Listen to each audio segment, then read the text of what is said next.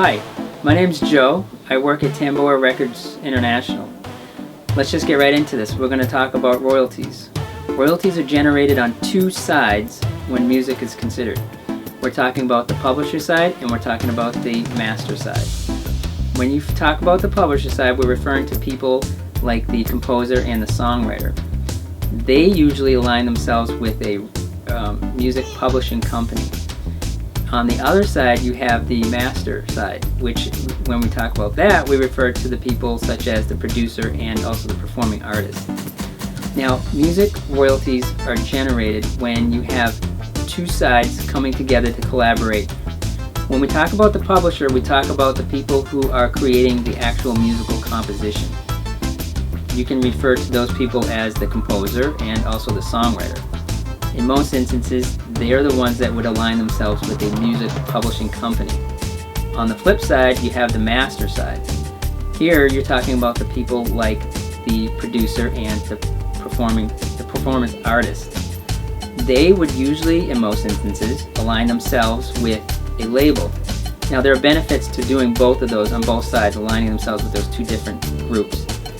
On the publisher side, when pen is put to paper, we've basically created what is called a musical composition copyright.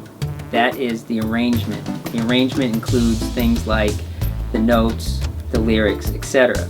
That's your leverage. That's what you're going to use when you start selling your product. On the other side, you have the producer, and the producer has under them the musical artist, the person who's going to be singing.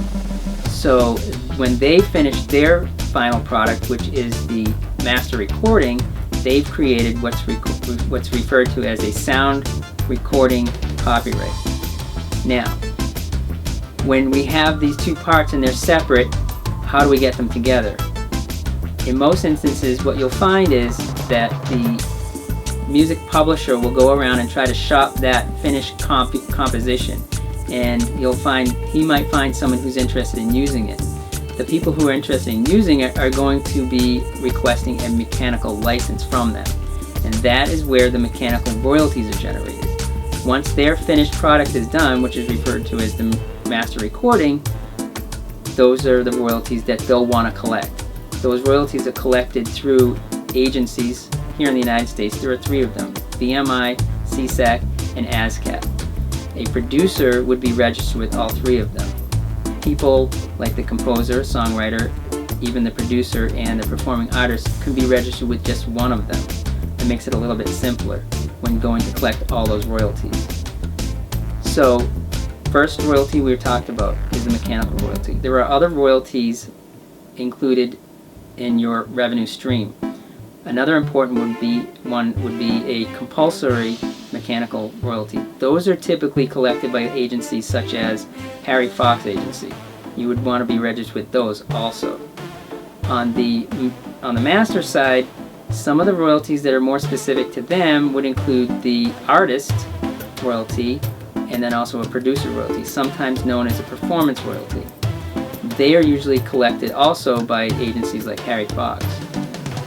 In addition to that, there's another royalty referred to as a neighboring rights royalty. In the United States, the master side cannot collect these due to legislation, but in over 80 countries worldwide, they do collect them for the master side. There's a way around that. There's a way around getting those royalties for the master side, and that is actually registering with the performing rights societies in those countries. You would distribute directly to them and then distribute to the countries that you want to get your music out, and you can collect those.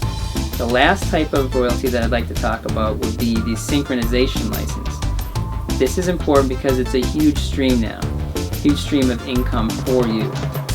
The synchronization royalty is derived from the completion of a product that a television station might use, a television show might use, or a video game might use, all or part of the music composition and or the master recording. So both parties or both sides can collect those royalties. Now, it's important to remember that this is a very difficult topic to understand and your research that you do is very important so you understand your revenue stream.